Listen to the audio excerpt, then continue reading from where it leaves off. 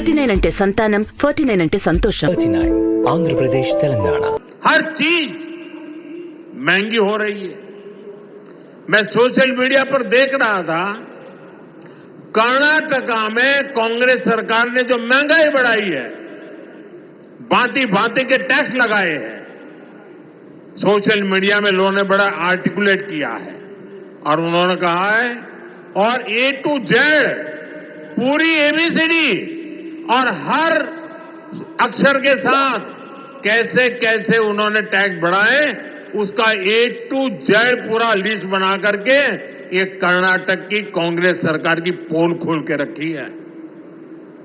खुद वहां के मुख्यमंत्री के करीबी कहते हैं कि कांग्रेस ने कर्नाटका को करप्शन में नंबर 1 बना दिया। साथियों, तेलंगाना की कांग्रेस सरकार भी जनता से किए वादे भूल गई है। वहां कांग्रेस, वहां की सरकार जंगलों पर बुलडोजर चलवाने में व्यस्त है। प्रकृति को नुकसान, जानवरों को खतरा, यही है कांग्रेस की कार्यशैली। हम यहां कचरे से गोवर्धन बनाने के लिए मेहनत कर रहे हैं और वो बने बनाए जंगलों को उजाड़ रहे हैं। यानी सरकार चलाने के 2 मॉडल आपके सामने हैं। एक तरफ कांग्रेस का मॉडल है जो पूरी तरह झूठ साबित हो चुका है, जिसमें सिर्फ कुर्सी के बारे में सोचा जाता है।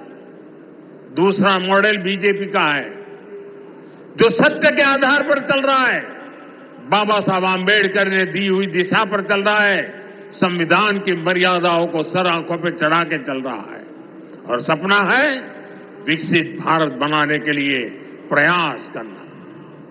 आज यहां यमुनानगर में भी हम इसी प्रयास को आगे बढ़ता देखते हैं। साथियों, मैं आपसे एक और अहम विषय की चर्चा करना चाहता हूं। कल देश ने మోడీ కాంగ్రెస్ పాలిత రాష్ట్రాల మీద విషం కక్కడం అనేది ఇది మొదటి నుంచి ఆనవాయితీ. ఆయన బీజేపీ పాలిత రాష్ట్రాలకే ప్రధానమంత్రిగా వ్యవహరిస్తున్నాడు. తెలంగాణ ప్రభుత్వం మీద, కర్ణాటక ప్రభుత్వం మీద, హిమాచల్ ప్రభుత్వం మీద ఆయన చూపిస్తున్న వివక్ష రాజ్యాంగ వ్యతిరేకం.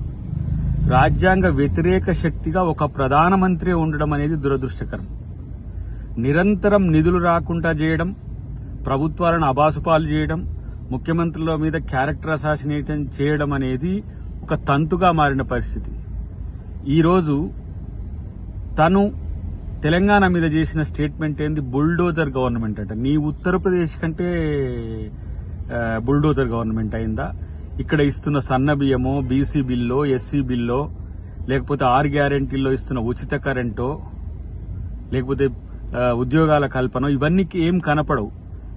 ప్రతి నెలలో కనీసం 4 పైచిలకు కార్యక్రమాలను తెలంగాణ ప్రభుత్వం, రేవంత్ రెడ్డి గారి ప్రభుత్వం చేస్తుంటే ఇలా మీకు, మీ ప్రభుత్వానికి, మీ పార్టీకి కండ్ల కుట్ర లేదంటే ఒక ఈర్ష్యాపూరితమైన ధోరణితో మీరు చేసిన కామెంట్ ఒక ఫక్త్ పొలిటీషియన్ గా, ఒక చిల్లర రాజకీయ నాయకుడిగా కనపడ్డ పరిస్థితి. కాబట్టి ఈరోజు ఆత్మపరిశీలన చేసుకోవాలి. మోడీ, నీ పరిపాలన ఎంత దరిద్రంగా ఉందో మేము చెప్తే మీకు ఇంకా నిద్ర కూడా పట్టదు. మోడీ పరిపాలన ఈరోజు ఎట్లుంది?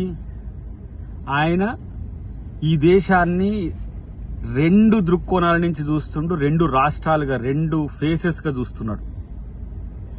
ముస్లింలను విడగొట్టడమే, హిందువులను విడగొట్టడమే, క్రిస్టియన్స్ విడగొట్టడమే, భారతదేశాన్ని ఉత్తర భారతదేశం, దక్షిణ భారతదేశంగా విడగొట్టడానికి ఏజెంట్గా ఈ రాష్ట్రానికి పట్టిన ఒక దరిద్రంగా మోడీని చూడాల్సిన పరిస్థితి వచ్చింది. ఇప్పటికీ ప్రధానమంత్రి అన్ని రాష్ట్రాల పట్ల ఒక ఫెడరల్ స్ఫూర్తితో ఉండాల్సిన స్థితిలో బీజేపీ పాలిత రాష్ట్రాల్లో విధ్వంసం జరిగిన, లైక్ మణిపూర్లో అంత మానవ హింసాకాండ జరిగి పెద్ద ఎత్తున ప్రాణ నష్టం జరిగితే ఒక్కరోజు పోని మోడీ మణిపూర్ మీద ఎప్పుడన్నా కామెంట్ చేసినవా?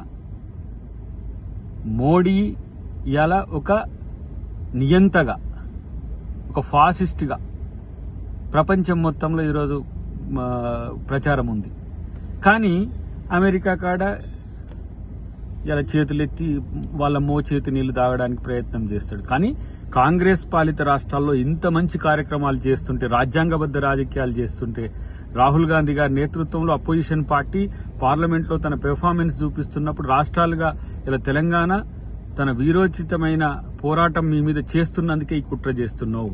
మీ చంటిగాళ్ళు ఇచ్చిన రిపోర్ట్సో లేకపోతే నీ పార్టీ ఇచ్చిన రిపోర్ట్సో ఇంకేదైనా కావచ్చు కాక, రేపు మీ పతనం మొదలవుతుందని చెప్పి దక్షిణాది మీద టార్గెట్ చేస్తూ ఇలా కర్ణాటక తెలంగాణ రాష్ట్రాల మీద మీరు జిమ్మిన విషం ప్రజలకు తెలియంది ఏమి కాదు.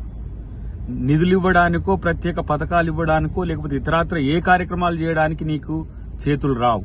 కానీ విమర్శించడానికి మాత్రం ఊతపదంగా. గతంలో కూడా ఆంధ్రప్రదేశ్ తెలంగాణ విభజన మీద కూడా మీరు చేసిన కామెంట్ ఏం తెలంగాణ ప్రజలు మర్చిపోరు.